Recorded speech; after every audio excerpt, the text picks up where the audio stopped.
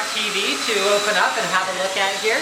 This is their 7000 class, so this is the 46-inch version from that particular line of products. So this is still a smart TV, so it does have all those smart TV features. So Samsung sort of, some of the selling points are ones that I might not find useful, but somebody probably does. You can watch like a yoga video and do yoga in front of your TV. You can get the camera accessory, and you can Skype on your smart TV. It's got an internet browser, and this one actually includes not only an internet browser but also a full QWERTY keypad remote control. So I'll show you guys that once it's opened up here. So that's kind of neat. That means you can watch your Netflix or YouTube or whatever. You can search for content using a keyboard instead of trying to input it in a way that is a little bit less intuitive and less quick. So we've got our mounting bracket here, and then inside we find some foam.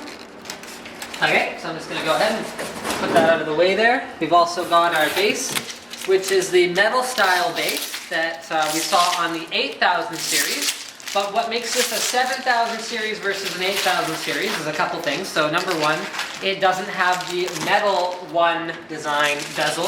So the One Design, actually here, come check out the One Design bezel. So the One Design bezel is basically this super ultra thin bezel. So this one uses a plastic version of it, and instead of a 960 clear motion rate, this one has 720 clear motion rate. So remember, clear motion rate doesn't necessarily refer to the speed of the LCD panel itself, the frequency of it, but it is a combination of that and the modulation of the backlight and the processing that goes on in the TV that achieves that sort of, what Samsung say is the perceived motion rate. So I'm just going to go ahead and prop this here, and we'll have a look at the accessories that are included.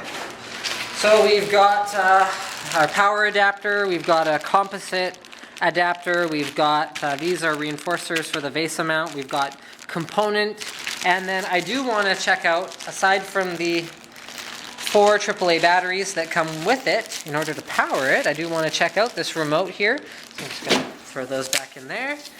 So this is their full QWERTY remote. Gives you access to all those cool features. So go ahead, you got to pair this with your TV. Instructions on there, just pull that off. There we go. So you got a little screen here so you can see what you're typing, and you've got a number pad. These are your programmable buttons. Those exist on both sides of the remote, as well as your full QWERTY keyboard, including special characters, which is neat, and navigation buttons, which is also neat, so you can get around in the menu and all that good stuff.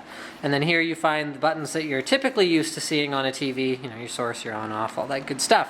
Alright, so let's go ahead and unveil the TV itself. This is a lot less challenging to do a video on than the last 2 TVs that I did, because it is significantly smaller.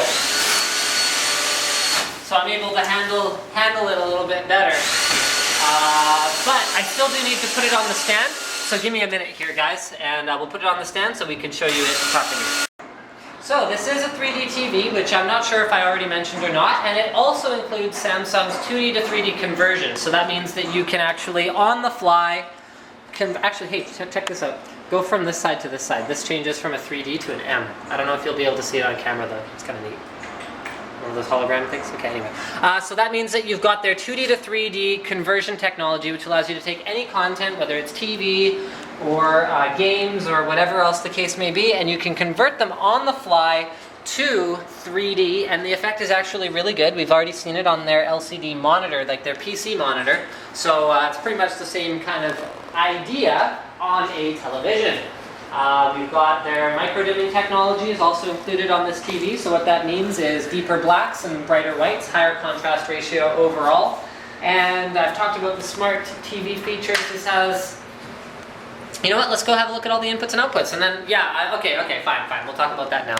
Cameraman's spending a lot of time looking at the bezel of this one because both he and I actually really like it. So you can see here there's only about, okay, whatever, this much. So between here and here of actual opaque bezel, and then outside of that is a clear bezel. So the difference between the 7000 series and then the 8000 series we looked at before, cameraman already showed you that, is that this one, the One Design bezel is metal, and on this one it's clear plastic. And personally, when standing in front of the display like this, I actually find that the clear bezel makes it look smaller than the metal bezel does. So I actually really like the way the 7000 series TV looks. Okay, so come on over here and have a look at what we got for inputs and outputs. It's all pretty standard on these high-end TVs.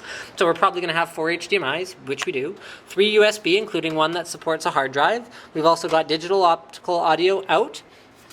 Moving down, we've got component in, we've got composite in, VGA in, antenna in, audio out, EX link, and LAN. Although you don't necessarily need the LAN connector. I believe this one has built-in Wi-Fi.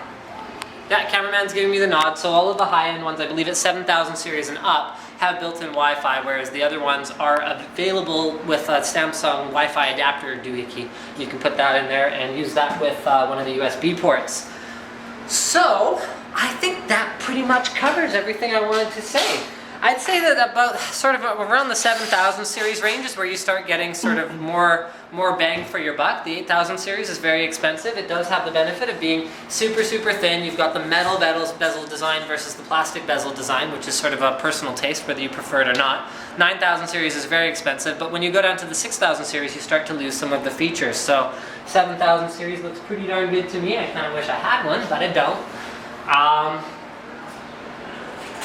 Thank you for checking out this video, and don't forget to subscribe to Linus Tech Tips for more unboxings, reviews, and other computer videos. Oh, and since this is the last one we're doing today anyway, let's do like just a quick tour of the new Samsung Showcase store for NCIX. So we got this like wooden panel roof thing going on here, and we got lots of Samsung logos. So all share, right? That's a smart TV, so it has all share. So if you got a Samsung tablet or smartphone or whatever else, you can just browse through your pictures on your device and then you can see them on your TV. We've got the little Samsung 3D logo, so this is where the 3D plasma is going to go. And I think that gives you sort of a pretty good feel for what this place is going to look like. It'll be open in a couple weeks, so I hope to see you there. Don't forget to subscribe.